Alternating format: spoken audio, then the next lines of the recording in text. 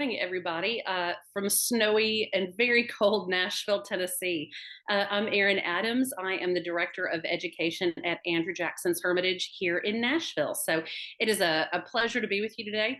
And as you can see, I'm doing this from home, so my cats are quite likely to step in and participate in the program at some point too.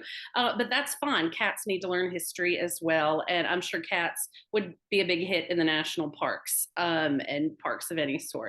If we could keep them from fighting with all the other animals, they would want to dominate the system real quickly. So, well, good morning. It's a pleasure to be with you. Excited today to talk about public lands and Andrew Jackson's contribution to them. We do have a poll that we wanted to start with, and I'm going to ask my colleague, Dr. Hansard thank you. All right, awesome, thank you. So public lands, we're going to talk about the role of the president within the national park system and what is the role of the president of the United States when it comes to protecting and establishing federal lands. Why should he do it? Or maybe one day she should do it, and how they have gone about it in the past. So there is a poll question up for you. We just wanted to see a little bit of information about your experience in the national parks. So there's no right or wrong answers here, just questions for you to weigh in on, and we're looking forward to seeing your input.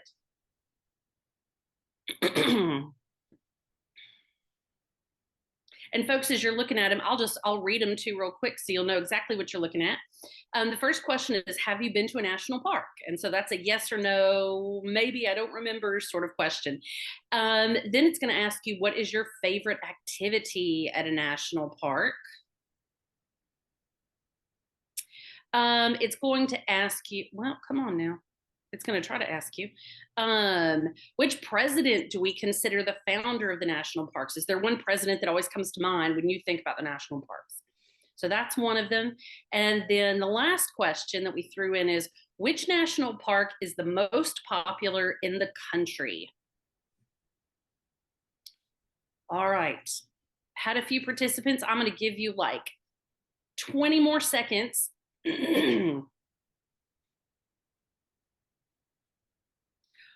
Folks, what's fun on our end, I don't know if everybody can see this, what's fun on our end is watching all those numbers change as your answers come in. So just when I think like, oh no, everybody's got the wrong answers, right? Like that all of a sudden I see those right ones coming through. So, all right, well, let's go ahead and end it, folks. There we go. Thank you. All right. So I am going to share those results with you. All right. Out of all of us who are participating today, it looks like 15 out of 20 of us, or 15 out of the 20 who responded, 75% of us have been to national parks. The 10% that don't remember, maybe go ask your folks sometime, or somebody who might have taken you. And those of you who have not, let me encourage you to take a look at those national parks, see what they can do for you on summer vacation, see what you could do maybe over spring break, but always get out and enjoy those national parks. And then what is your favorite activity? Let's see, highest came in at 58%, enjoy the scenery. I could not agree more. The closest national park to me here in Nashville is actually Fort Donelson. It's a military park. It was about a battle that was very critical during the Civil War and the early years. But even there, where the story is so much about the history, the scenery is what is so incredible. So I'm with you. 26% of us, so a little over a quarter of us like to hike, bike, or ride horses, or ride a bike, or ride some other like a gator or a side-by-side or something. And then 16% of us like to take a history tour.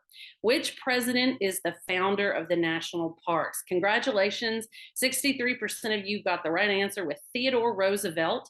But looks like we've got some ideas all over the place. So we will talk about this as we go. And then finally, 63% of you said that the Great Smoky Mountains are the most popular national park in the country, and that is accurate. So that is about a 3-hour drive from me here in Nashville, so it makes for a great little weekend trip sometimes.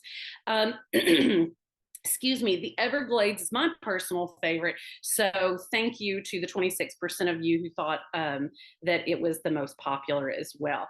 I have not been to Denali. I have been to Independence Hall. So Denali is high on my list of must do's at some point. So thanks, everybody. We're going to have another poll a little bit later on, and we will see what you think then. All right.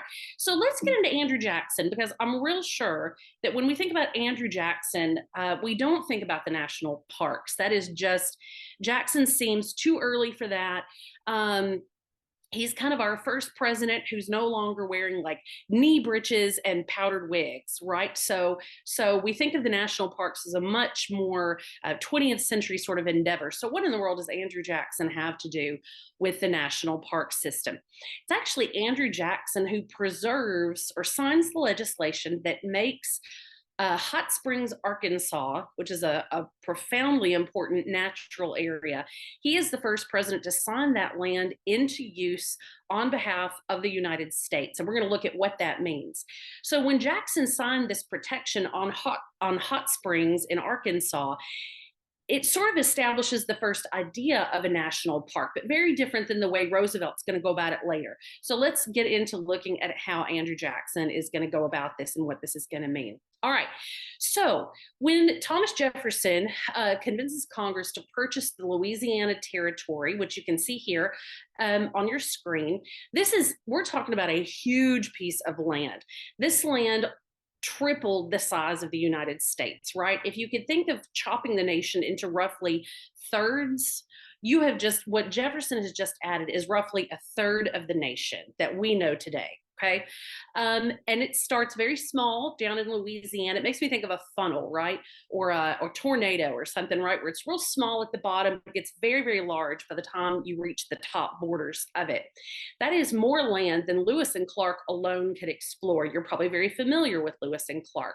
But there are more explorations and more journeys that have to take place in order for the United States to fully understand everything that it has just purchased. So one of those other expeditions actually takes place in the southern part of Louisiana Territory, kind of right where I've got my line drawn, kind of right into the heart of Arkansas, the upper stretch, kind of where the state line between, say, Arkansas and Louisiana is today, where Texas eventually comes to join them, where Oklahoma comes in to join them. So think about just that little pocket right down there on that southern edge of the Louisiana Purchase. All right, and that's what the map below then is showing us as well. Now, this map is looking a little different than you might be familiar with looking up maps, right? Where north is always straight up. North always means it's up the top edge. This time, we're actually looking at something a little bit tilted, because in this case, the explorers were tasked with exploring along the Washita River of Louisiana, meaning Louisiana Territory, from the hot springs to the confluence of the Red River with the Mississippi. So what you're seeing today is over here to the far right side of my image is the Mississippi River. Okay, you'll see that sort of double line that's fairly wide. It's the kind of the widest line on the entire map. It's making these like strange kind of hairpin and switchback curves, and the word Mississippi River is actually printed upside down in that case. So right over here on the right side of the map. As you follow the map west and northwest, you see it kind of keeps making these bends and these arches. The mappers have drawn out these little tributaries that are feeding into the Washita River all before it joins the Mississippi. And then once you reach the far west side of the map or the left side of the map, then you would see where the Washita River joins into that. And right in this area, if you go straight north of where that Washita river there is on the left side, you're going to find the hot springs area. Okay, so what are the hot springs? It's not just a nice, pretty name that sounds like a place I'd like to go and spend some time, especially on a day like today when it's about 7 degrees outside. What are the hot springs that we're talking about here? The hot springs are a really interesting and impressive geological formation. So what this means is that if you're looking at the map of the state of Arkansas that I have right here, you can see that this is a physical map, right? Not a political map, but a physical map that shows us some information about the landforms that we're seeing. So that darker green color where you see Delta, Crowley's Ridge, coastal plain, those are the very low-lying areas. Those are the places that are so good for farming and agriculture in the state of Arkansas. But once you get up into that brown area, that's where we're seeing those mountainous areas begin to form. The Ozarks there at the top along the border with Missouri and Oklahoma. Then there's sort of a valley area that you'd come into, and then you're back into the next range of mountains coming south. And these were called the Washita, just as the river is called the Washita. In fact, the native peoples living in this area were also called the Washita people. And it's in the Washita Mountains that the hot springs originate. So as you can see on my kind of rain and water map that's over here on the right side, what you're seeing are the peak. There are two very important peaks here in the Washita: Sugarloaf Mountain and North Mountain and West Mountain, which kind of come together to form there. And if we look at the water cycle, look what's happening. So this is rain, right, coming from the cloud. As the rain makes contact with the land, of course, it begins to run downwards because, of course, gravity is taking effect. But as all of that water begins to absorb into that landscape, you can see what begins to happen underneath this surface. So underneath the surface of this area is a tremendous amount of limestone, particularly chert. And my part of Tennessee is very similar in this way as well. The most important thing to take away right here is that this means in this landscape, water is the most important feature, not the mountains, but the water. Because as the water comes down and absorbs down into that ground, water is making such a force of movement underneath the land. It's carving out caves. It's causing mountains to raise as plates shift and other things. It's also causing a change in the understructure of mountains. And the smaller picture that I have here shows you what that would look like at the surface, okay? So you might come into the hot springs area and you're seeing all these limestone cliffs here. You can see how they're kind of just layers upon layers of rock that build up like this. And out of every single one of those layers, there's water coming. So it isn't just, say, water that looks like a waterfall where you've had a hard rain and water is sort of trickling down the rocks. Water is doing that, but it's also coming through the rocks up out of the ground. So now you have water that's come down into the earth. It's been heated within the earth. It's gaining much more of that mineral content from what's below the earth, and then it's coming back up to the surface. All right, I'm a historian, not a scientist. Hopefully that made sense. All right, so these are the hot springs. And the earliest people who lived in this area, the Washita peoples, the earliest peoples, note this. When the Spanish explorers and the French explorers first come into this territory, long before the United States ever gets there, they hear from the native peoples of this area that there are these springs that bubble to the earth, that they steam, there's steam coming off of this water, that the temperature of these springs is very hot, that the waters have medicinal properties. And the term medicine sometimes means something a little bit different to native peoples or indigenous peoples than it does to us. But all of that to say, the native peoples of this area had long seen these hot springs as a gift from the gods of the earth, who were sending these hot waters with their mineral content and its healing properties to the use of the people here. So what do you do with a hot spring? Do you just stand around and look at it and say, wow, that's interesting, there's boiling water coming up out of the earth? Do you do something with it? Do you just sit and look at the scenery? So from the earliest accounts of the conquistadors from Spain, the French trappers and the French Canadian long hunters that are coming down from Canada, and then even the first explorers on behalf of the United States, are all reflecting on a couple of specific things. One, they all mention the fact that people come from miles around this area to to enjoy the hot springs medicinally. This means that they soak in the waters, thinking that the hot waters are healing their bodies in some way, and not just, say, pains in your joints, like maybe older folks get, or arthritis, something like that. That it was believed to calm your nerves. It was meant to improve your skin. It was meant to help your lungs. People who had lung conditions like tuberculosis, sometimes that's called consumption, were often sent to hot springs because they were considered places of medicine. Even though we know today that just soaking in hot water would not be enough to cure a disease like that. So people would soak in the waters or bathe in the waters. People would also ingest the waters. This is the image that you see here to your left is a famous image from the city of Bath, England, where there are hot springs in England, and people of all levels of society would come to these different bathhouses and these different assembly rooms, and they were there to drink the waters, often what was called taking the waters, right? So they were ingesting these things. They were ingesting them, medicinally, and they taste horrible. Okay, let me just underscore to you how bad these things taste, because the primary mineral that's in these waters is sulfur. Sulfur is what gives eggs a really bad smell if they're rotted. Sulfur is what we often smell if you burn fireworks. So it's got that like rotten egg sort of raw smell, and it does not taste any better. Okay, it tastes like rotten egg fireworks water. No, thank you. Right? Kinsey, you got it. Absolutely no. Okay. But again, in this time period, people are looking for cures of physical ailments just like we do today, and hot spring seems to be a thing to try. All right.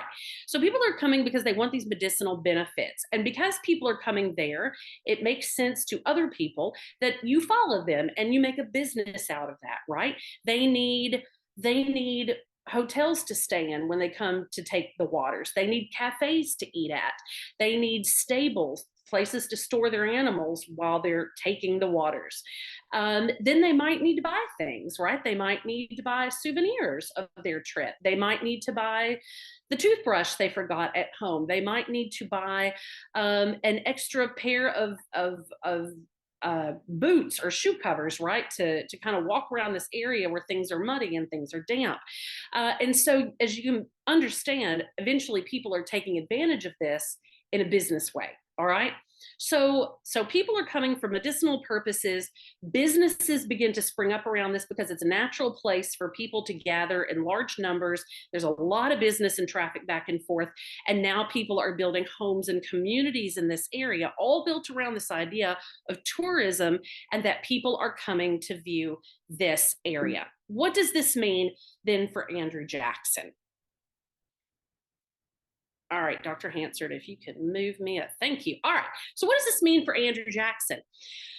When Andrew Jackson is president, he is president from 1829 to 1837. All right, so we are long past becoming a country. We're at least 25 years past the Louisiana Purchase.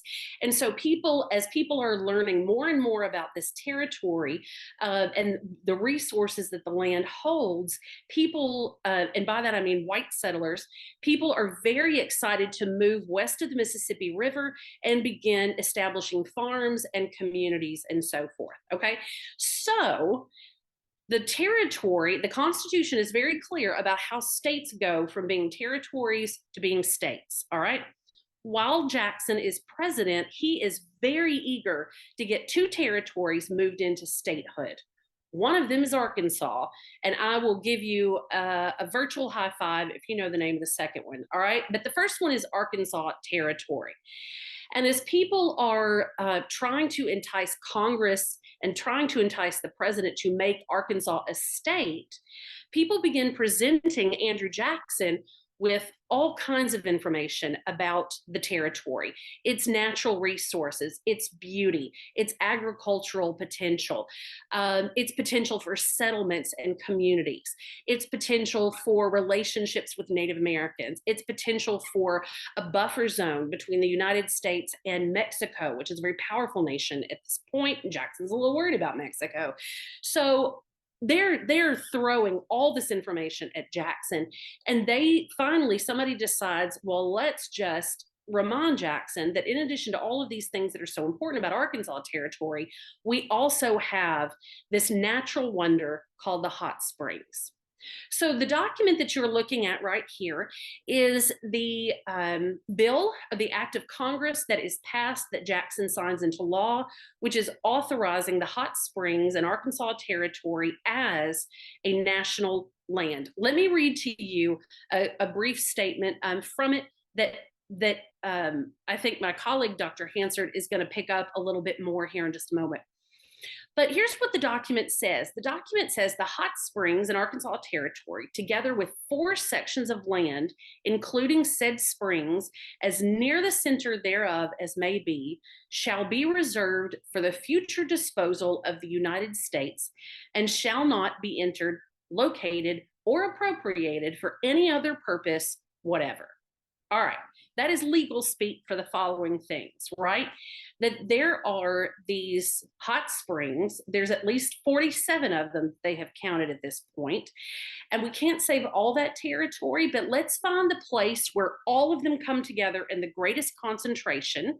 We're going to save 4 sections of land that include sort of that center, most important point, and that land is forever going to be owned and used by the United States. All right, now, what is the United States in this case? Is it the nation? Is it the people of Arkansas? Is it any citizen of the United States who wants to go? Is it the United States within Jackson's time or lifetime? Is it the United States for as long as the United States shall last? All right, so put your thoughts in the chats. I definitely want to see these, and I'm seeing things come in. All right, so in this case, what did they mean by the United States? Is it the people of Arkansas, the people of the United States in Jackson's time, or the people of the United States for all time, for as long as the nation shall last?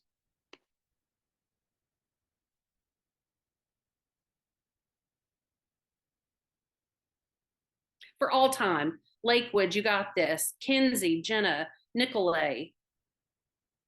All right, Ms. Himmelberg, looks like your class is coming in strong. Molly, Gemma, Galileo, absolutely, forever and ever. I like that, Galileo. I totally agree with that, for all time. Awesome. All right, so you guys are absolutely correct. This is meant to be for the people of the United States. Sharp homeschool, good work. So you and I are 200 years almost past Andrew Jackson. Can I go to Hot Springs, Arkansas and enjoy the land that has been preserved and enjoy that natural resource and take a hike and visit a historic site and enjoy the scenery and ride a horse? Absolutely, I can. All right. And that's because people thought this land should be set aside for a purpose that those of us 200 years in the future would enjoy. All right. So partly Hot Springs is pushed like this because they are trying to make the territory more impressive to Congress, right? Who want, to, in order to kind of bolster their attractiveness as a state. Now, I asked you if you knew the second territory that Jackson moved into, and that might have passed me by. If anybody said Michigan, then virtual high fives. All right. So Jackson adds Arkansas and Michigan. Michigan already had the Great Lakes, so that's pretty impressive on its own. Nobody was real worried about whether Michigan was coming in with resources or not. That Arkansas, the hot springs, was part of it. So the folks who all right, Lakewood, awesome. So Michigan is a Jacksonian state. Lewis Cass, your first governor, there is a statue of Lewis Cass in the Hermitage, in the mansion where Andrew Jackson lived. All right, so let me wrap this up real quickly and say that the citizens of Arkansas Territory are the ones pushing forward this idea. All right, now the signatures that you would see in the documentation are from the territorial governor. They're from the territorial lawmakers and other major players that are working directly with Congress to establish Arkansas as a state. But they are doing this on behalf of the people of Arkansas who have been pushing them to do it. All right. So what we're talking about here is not just something that Jackson decided on his own to do. Jackson never went to the hot springs, to the best of my knowledge. Yeah, Jackson never goes west of the Mississippi River. All right. So Jackson has not been there. It's not like he has personally benefited from the Springs or just liked them so much and decided, yeah, let's make them part of our nation. He was swayed and convinced because it backed him up in trying to bring Arkansas into statehood. But this act, this push to get federal land recognition, comes from the people of Arkansas. All right. So, yes, it takes a congressional structure. Yes, it takes the president. But ultimately, it starts with concerned citizens and interested people who want to see this land preserved. All right. So, one more, Dr. Hansard, and I will yield the floor. All right. So, how does this bill protect the hot springs? Well, all the bill says is that the land will be held for the appropriation of the United States and the use of the United States. What use, right? Are we just going to keep it empty and we try to never negatively influence the environment, right? Are we trying to keep this like perfectly clean and safe and pristine sort of natural environment? No. Are we trying to drive tourism and economy, right? That's part of it. Yeah. Does the bill provide any protection? Does Hot Springs, for example, are they owned by the federal government, like the town of Hot Springs that grows up around this? Are those people citizens of Arkansas? They are. Did they answer to Arkansas legislators and Arkansas law enforcement? They do. So this is not the kind of bill that somehow makes Hot Springs community answerable to the federal government directly.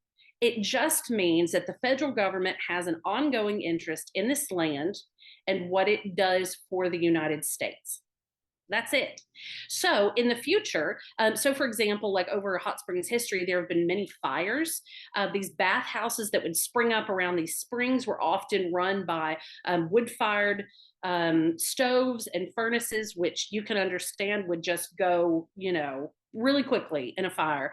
There have been several major fires in this area. That's not what the federal government was trying to stop from happening, right? So what does the bill actually do? It simply holds the land in the possession of the United States. All right. And so finally, how does the bill impact Hot Springs? Well, one of the things that the bill did was that it made Hot Springs almost immediately one of the major economic forces within the state of Arkansas. It is going to provide recreational opportunities. It becomes a place where we see conflict between indigenous people and the United States government begin to play out. It is going to start opening that question of whether indigenous people should be removed or not. That is going to be part of this conversation as we get closer and closer to time. So let me go ahead and yield the floor to Dr. Hansard so he's got plenty of time to present. We do have a quick second poll though, so if we can get that up, just one more quick understanding about the more recent years of the National Park Service. So go for it, everybody. You got about a minute and a half.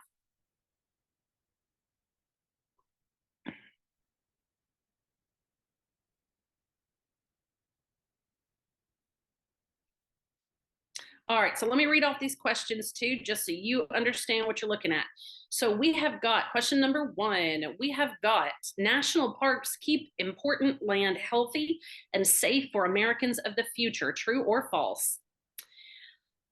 Which of the following is not a type of national park? A battlefield, a nature preserve, a historic building, or D, none of the above?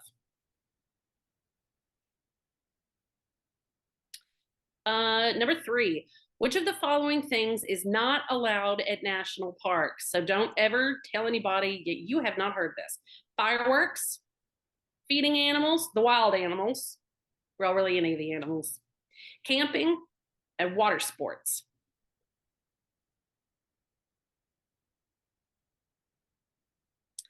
All right, and then lastly, here's your imagination. If you could create a national park to save something, what do you want to save?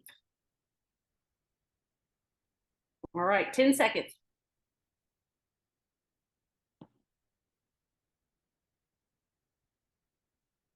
3 seconds. And time. All right, poll is ended. Here are your results. All right, so national parks keep important land healthy and safe for Americans of the future. 85% of us said true. the 15% of you, we're going to listen to the next section, okay? Just ears open, all right? Which of the following is not a type of national park? There are many battlefields. In fact, the very first national park I ever went to was Shiloh National Military Park, which is a Civil War battlefield. The answer is D, none of the above.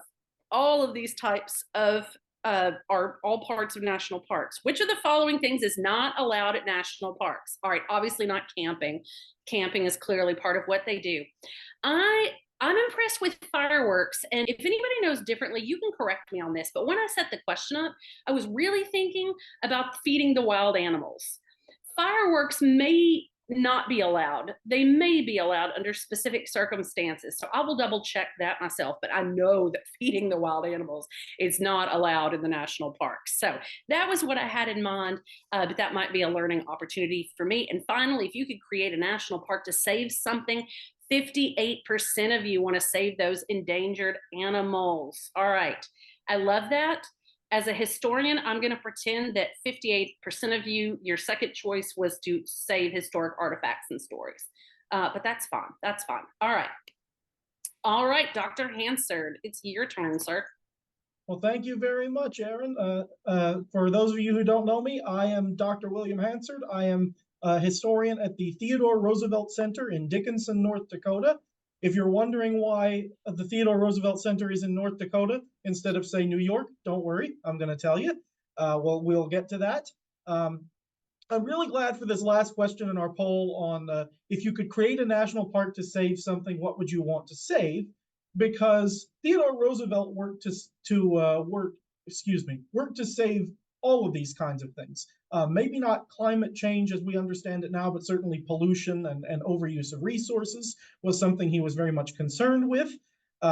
Endangered animals, endangered lands, historic artifacts, these are all types of things that Theodore Roosevelt protected. To some degree, building on the work of Jackson, if in sort of an indirect way. That's something that we will talk about as well. My main point that I want to make here, our sort of thesis for my part of the presentation, is rights and resources on these public lands. So who has the right to use these public lands and who has the right to land in the United States in general? And who has the rights to the resources, the water, the air, the trees, the animals, et cetera, et cetera? How do we use the resources on our public lands?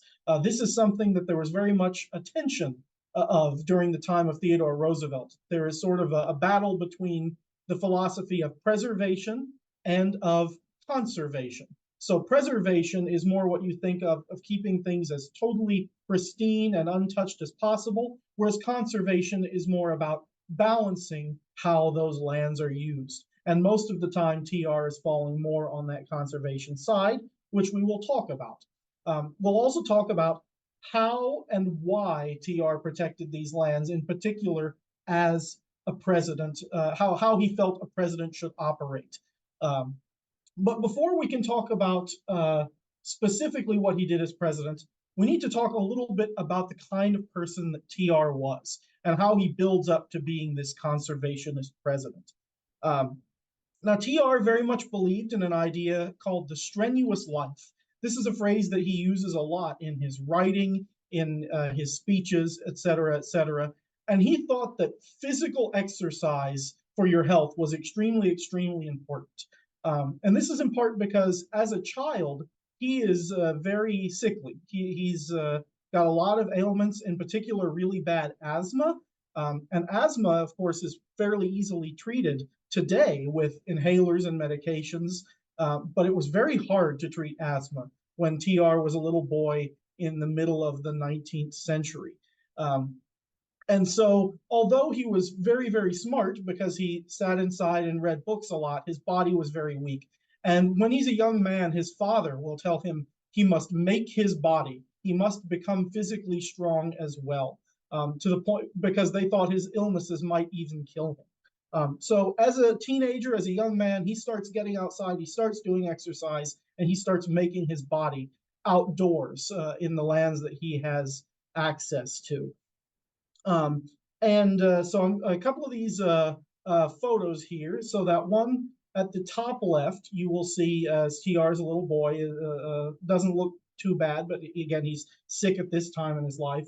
That photo that's sort of in the middle with the cap and the shorts bare chested, that's his rowing outfit at Harvard. When he's at Harvard College, he joins, or sculling is actually what he was doing. He was on this rowing team. And then that picture at the bottom left is him with an ice axe in his mountaineering clothes. When he went on his first honeymoon in the 1880s, he went to Europe with his first wife, and he climbed mountains while he was in Europe, including the Matterhorn. His wife stayed at home while he climbed the mountain there on his honeymoon. That the big picture of him on the horse jumping a fence is while he's president. He's maintaining his active nature even while he is president. So this is something that's very, very important to him. He will also do other activities while he's president as well. He'll do jujitsu in the White House. He will ski. He will do all kinds of things. So needless to say, this outdoor exercise is very important to him. And so he feels a strong connection to the great outdoors. And as president, Theodore Roosevelt will protect 230 million acres of land, a huge, huge, massive amount, more than almost any president before or since. There's a couple who beat him, but not too many.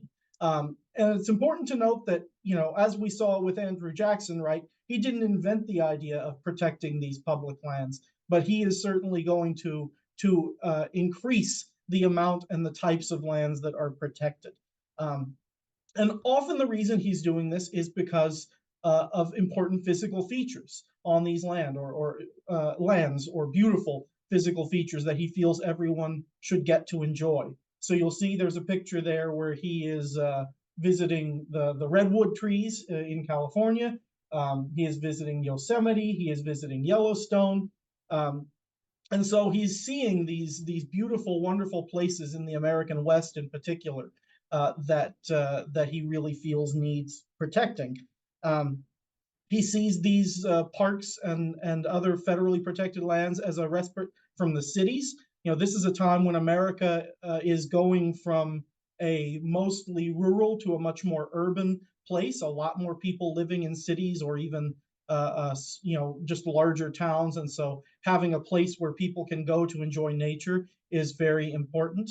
I do see a question here with John Burroughs, John Muir. Yes, so that was the next thing I was going to bring up, actually, is one of the many reasons that TR is protecting these lands is because people like John Burroughs and John Muir and other naturalists, as they're called, they have the president's ear. They are part of his group of advisors, and they're telling him these lands need to be protected because otherwise they're in danger, in particular from corporations who may overuse their resources or pollute these lands. That's who they're most concerned about doing this at the time.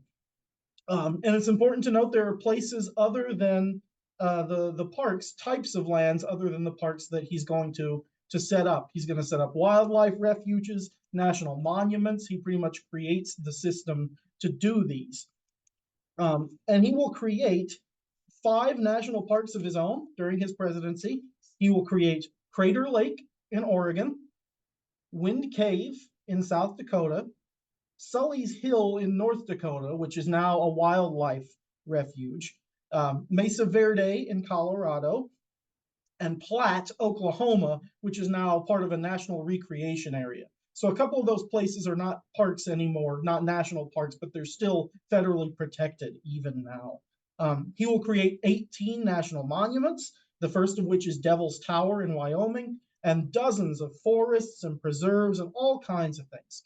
So this is something that he really, really dives into as president. And it's not just the lands that he wants to protect. He wants to protect the animals on these lands as well, and in particular birds. Theodore Roosevelt has a very, very special and close relationship with birds and bird watching that he develops while he's a child. He will eventually become known. There's a documentary made not long after he passes away called Roosevelt Friend of the Birds, and this was his reputation. That drawing that you see there, he made when he was about 12 years old, if I remember correctly, while he was outside doing these exercise and making his body strong. He would make scientific observations and sort of write his own science books, almost like you might see in a library now, with observations of colors of birds and where they lived and what different kinds there were and all of these kinds of things. So the observation of birds is very important to him. Um, but birds are under a serious threat in the late 19th century. Lots and lots of birds are being hunted for their feathers in particular. And some types of birds are being hunted to extinction or near extinction for their feathers. And to the point that the snowy egret, the feathers of the snowy egret, are worth 2 times as much per ounce as gold. That's how valuable these feathers are. And they're being used more than anything else for fashion. You see this picture with feathers on women's hats. Actually, that woman on the far left in that photograph is Edith Caro, who will become later Theodore Roosevelt's second wife. So women's hats have tons of feathers on them, even whole birds sometimes. So there really needs to be serious protections for birds. Theodore Roosevelt learns in part from those people we talked about, John Burroughs of Muir, another man named Frank Chapman. Several of these people tell him we need to protect birds, which he wants to do. But the question is, how is the best way to go about it? How does he do it? And so he starts getting advice from his cabinet. And he decides the best way to protect these animals is to protect their habitats. But again, he's got to figure out the best sort of legal mechanisms by which to do this. And so he starts looking at some of the most critical habitats in the United States. And he wants to know who owns these lands that he's looking at. And there's one in particular, Pelican Island in Florida, that is really, really needed to be protected for the pelicans, the egrets, and other birds that live on this island and some other areas around it.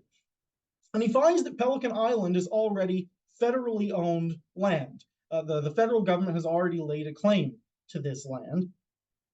So he asks his cabinet and his advisors, are there any laws against it, against protecting this land? And they tell him, no, there's no laws against it. So he famously says, I so declare it. I declare this is protected. And he invents the National Wildlife Refuge System, seemingly out of thin air, but not totally, not completely. I see I'm running a little close on time here, so let me make one really important point about this. This is not just about protecting land and protecting animals. It's also presidential power. Theodore Roosevelt will write that he believes in the Jackson-Lincoln theory of the presidency, meaning that Presidents Andrew Jackson and Abraham Lincoln before him did things to expand executive power, to expand the power of the presidency, to do public good. And so he felt that it was important for a president to do things like create wildlife refuges if there were no laws against it, because that was what the president was meant to do, was to do public good, as long as it was not against the rules in any way. I am going to skip that one. I'm going to skip right to this and just talk about this for just a moment. These public and private lands are being protected, but for whom? This becomes a very important point, right? Because Native Americans have already laid claim to these lands that become national parks and have been their stewards for thousands and thousands, or not thousands, excuse me, hundreds and hundreds of years. And 85 million acres alone end up in the forest system that were part of Native American lands before.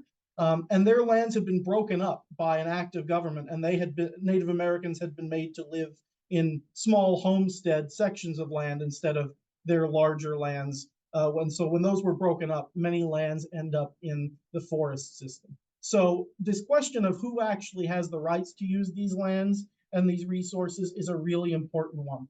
Black Elk that you see here is a man who says that white men and the federal government have made little islands for Native Americans, and those islands just got smaller and smaller and smaller.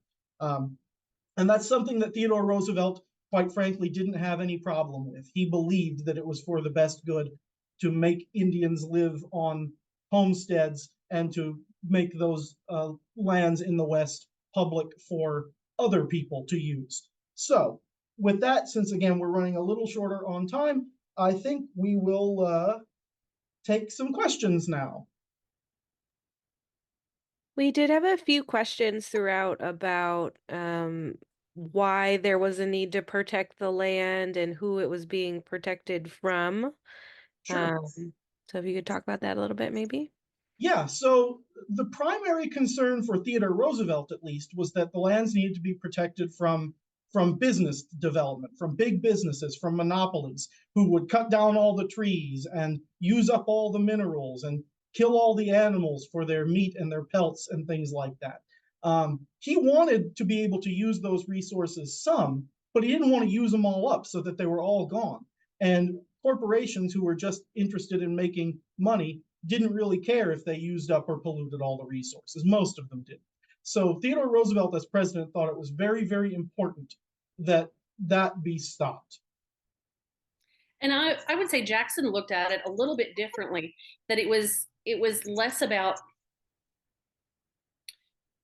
whereas Roosevelt is worried about, like as you say, business development, resource overuse, sort of this like clear cut approach to the land. Jackson is thinking more about just getting states into it, from territories into states, right?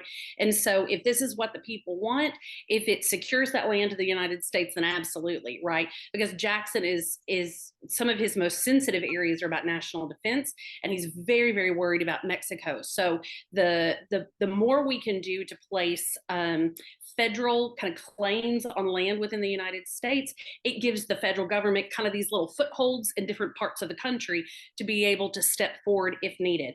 So as I was looking at the bill, right, remember it doesn't say for recreation or for business or for community development. It just says for the future use of the United States, whatever that use might be. So it was a great question.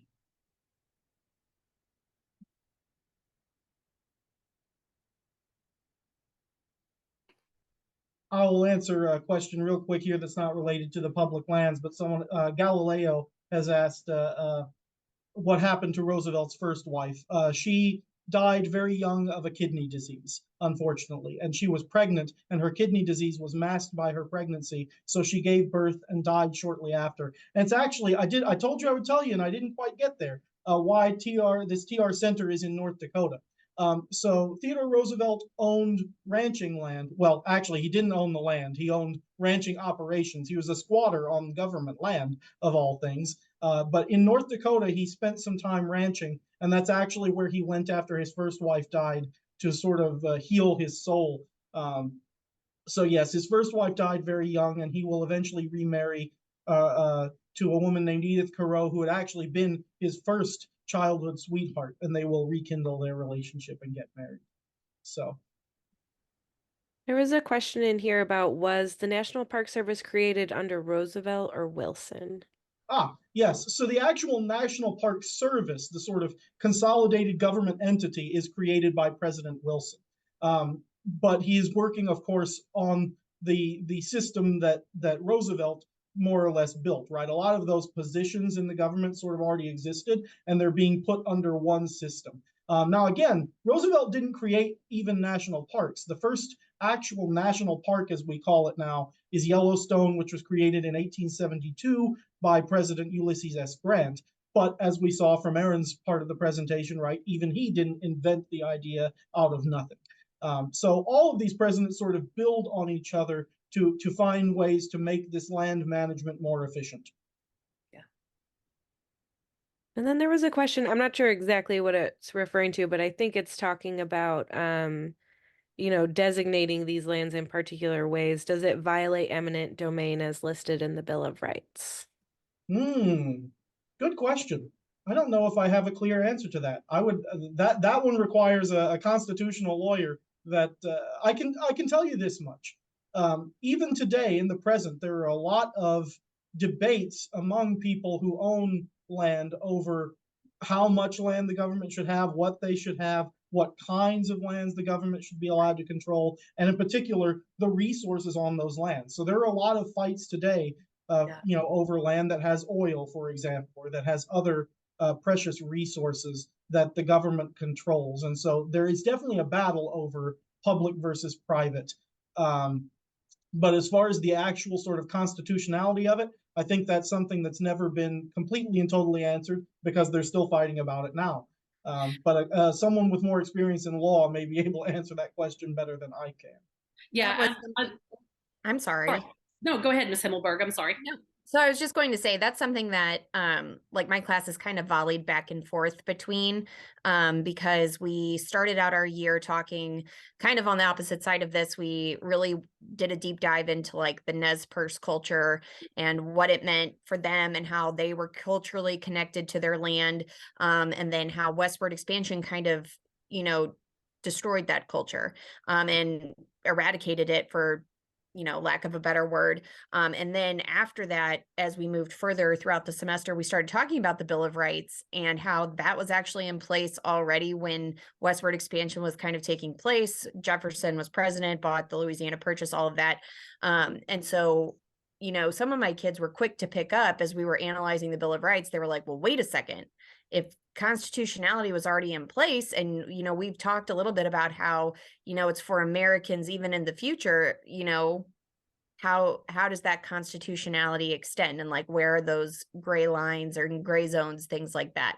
So it's interesting just because as we talk about it again, I know that some of my kids will be like, wait, they might have the answer to that, because I don't, like you mentioned, it's probably going to take like a lawyer that is skilled in the Constitution, whereas I am not. So I just figured I'd put that out there to see what you guys thought.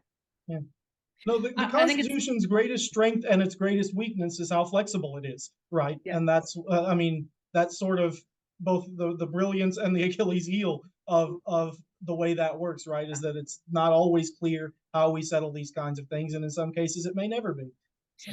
I just was thinking, like, if you wanted sort of a test case to look at, you might take a look at the creation of Great Smoky Mountains National Park or Shenandoah National Park, because both of those parks require the resettlement of people. So now, like, I feel like if you were going to make the eminent domain, if the government was going to make the eminent domain argument, one of the things the government can say is, but look at all the benefits to the people by the federal government holding this land, right? You can kind of pitch it in such a way that the nation gets more benefits by this being in public hands rather than private hands. But I don't know if this would hold up today. I feel like the politics of it would be, just absolute fireworks. But in the 1930s, the Resettlement Administration is having to resettle thousands of people out of Appalachia, right, to create the Great Smoky Mountains or Shenandoah. And of course, today, it's a big kind of highlight of the park that you get to go and see people's farmsteads and people's cabins and, places where people used to live and farm and work. But also they did that on top of the Great Depression. And so, but still, when you look at the resistance to that movement, that might be a test case to look into, because the government did it anyway. And there was a lot of pushback against it. There was a lot of resistance to this idea of resettlement because it was forcible resettlement. So it might be worth the test case to look at some of those arguments, because generally the government's saying, well, like, look, you're already on hard economic times. Let me buy your land from you. It's not making you anything. You're not farming successfully. We're in the middle of this great economic depression. Won't it serve you better to just buy out, let us buy you out so that you can go find better work, better land, whatever elsewhere. But that argument didn't work for everybody, right? So, you're talking about people's homes for generations at this point. So I think that might be a really interesting case to get into. And the last time I was at Shenandoah, I remember in their visitor center, they have an exhibit about that right now, about people who were resisting the idea of resettlement during this period. So they might be a really interesting contact for you too, is the Shenandoah National Park. Thank you so much for that. Yeah. I saw a question on the Antiquities Act of 1906 and the Grand Canyon.